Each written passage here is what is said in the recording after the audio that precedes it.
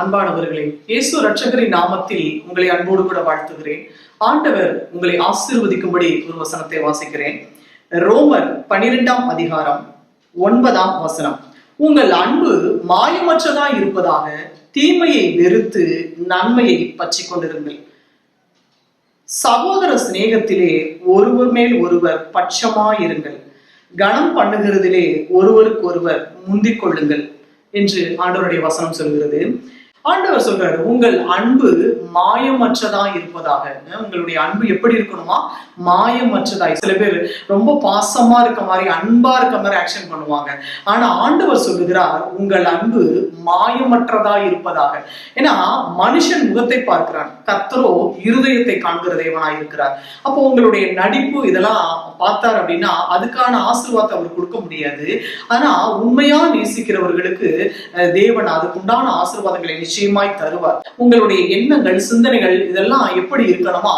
அடுத்தவங்களுக்கு தீமை செய்யணும்னு நீங்க நினைக்காம நீங்க நன்மை செய்வதிலே உறுதியா இருங்கள் அப்படின்னு சொல்லிதான் ஆண்டவருடைய வசனம் சொல்கிறது. அப்போ ஒருவர் மேல் ஒருவர் பட்சமா இருக்க சொல்றாரு, எதிரா இருக்க சொல்லல. ஒருவர் மேல் ஒருவர் சகோதர சிநேகத்திலே பட்சமா இருங்கள் என்று ஆண்டவருடைய வசனம் விதமாய் சொல்லுகிறது. கனம் பண்ணுகிறதிலே ஒருவருக்கு ஒருவர் முந்திக் கொள்ளுங்கள் அப்படின்னு சொல்லி. அப்போ என்னை கனம் பண்ணுகிறவர்களை நான் கனம் பண்ணுவேன் என்று ஆண்டவருடைய வார்த்தை, ஆண்டவருடைய வசனம் உங்களுக்கு சொல்லுகிறது. அப்ப ஆண்டவர் என்ன சொல்றாரு? என்னை கனம் பண்ணுகிறவர்களை நான் கனம் பண்ணுவேன். இப்போ உதாரணமா பாத்தீங்கன்னா, ஒரு மனுஷன் எருசலேமில் இருந்து எரிகோ பட்டணத்துக்கு போறார்.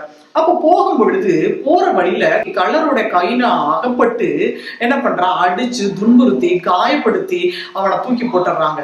அப்போ அந்த கள்ளர்கள் அந்த ஒரு மனுஷனை அடிச்சு காயப்பட்டு தூக்கி போடும் பொழுது அந்த வழியா ஒரு லேவியன் போறார்.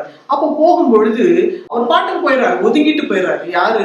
ஒரு ஊழியக்காரன். அந்த வழியா போகும்பொழுது ஒரு லேவியன், வேறு பிரிக்கப்பட்ட ஒரு மனுஷன், தேவனுடைய ஊழியத்தை செய்வதற்காக வேறு பிரிக்கப்பட்ட ஒரு மனுஷன், அவர் பார்த்துட்டு என்ன பண்றாரு? ஐயோ, என் வேலை இருக்கு, எனக்கு ஆண்டவருடைய ஊழியம் தான் முக்கியம் அப்படின்னு சொல்லிட்டு என்ன பண்றாரு?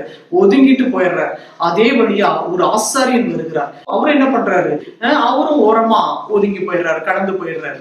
மூன்றாவது ஒரு சமாரியன் வர்றார். பார்த்தோன்னு ஐயோ, இவன் ரத்தத்துல துடிச்சிட்டு இருக்கானேன்னு சொல்லி அவனை எடுத்து ஒரு சத்திரத்தான இடத்துல கொண்டு போய் ஒப்படைச்சு அவனுடைய காயங்களை கட்டி, அவனுடைய காயங்களை ஆற்றி, அவனுக்கு மருந்து போட்டு, தன்னிடத்தில் உள்ள பணத்தை கொடுத்து, இன்னும் மீதி பணம் வேணும்னா நான் வரும்போது நான் உனக்கு அதை செலுத்துறேன் அப்படின்னு சொல்லிட்டு இவனை எப்படியாவது நல்ல குணமாக்கும்படிக்கு அந்த சத்திரத்தான் வசமாய் விட்டு விட்டு போனான் அப்படின்னு சொல்லி வசனம் சொல்லுகிறது. இந்த 3 பேர்ல யார் உண்மையான அன்பு செலுத்தினாங்க? நான் ஆண்டவரோட ஊழியத்தை செய்யறேன், நான் ஆண்டவருக்கு பணிவிடை செய்யறேன், நான் ஆண்டவருக்காக என் உயிரையே கொடுப்பேன்னு சொன்ன லேவியோ ஆசாரியனோ அல்ல, ஒரு சமாரியன் தான். வெறுத்து ஒதுக்கி தள்ளப்பட்ட அந்த சமாரியன் தான் என்ன பண்றான்? தன்னுடைய சிநேகிதனை போல, தன்னுடைய உயிரை போல, தன்னுடைய சரீரத்தை போல அவனை பாவித்து என்ன பண்றான் அப்படின்னா கொண்டு போய் ஹாஸ்பிட்டல்ல சேர்த்து அவனுக்கு நல்ல சுகம் கிடைக்கும்படிக்கு உதவி செய்யறான். பிரியமானவர்களே, சகோதர சிநேகத்திலே ஒருவர் மேல் ஒருவர் பட்சமாயிருங்கள். உங்கள் அன்பு மாயமற்றதா இருப்பதாக என்று ஆண்டவர் சொல்கிறார். அப்போ நான் ஆண்டவருடைய அன்பை குறித்து பிரசங்கிக்கிற நீங்கள் மற்றவர்கள் மீது அன்பாய் இருக்கிறீர்களா? ஆண்டவருடைய எவ்வளவோ சொல்லி தரீங்க, ஆனா சொல்லி கொடுக்கிற நாம அதுல செயல்படுறோமான்னு சொல்லி ஆண்டவர் ஒருவர் பார்த்து கொண்டு இருக்கிறார். நாம் ஜெபிப்போம்.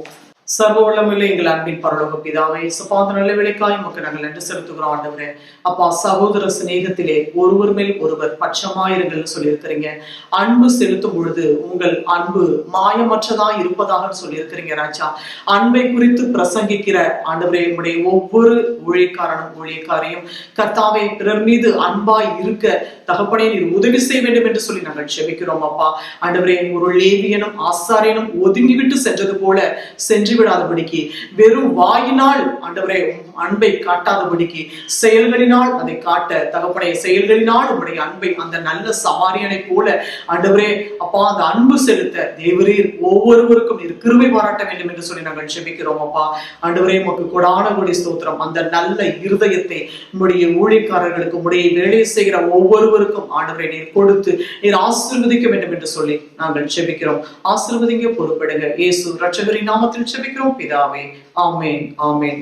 சகோதர சிநேகத்திலே ஒருவர் மேல் ஒருவர் பட்சமாயிருங்கள். உங்கள் அன்பு மாயமற்றதா இருப்பதாக உங்களை பார்த்து கொண்டிருக்கிற கர்த்தர் ஒருவர் உங்களோடு கூட இருக்கிறார் என்பதை நீங்கள் மறவாதிருங்கள்.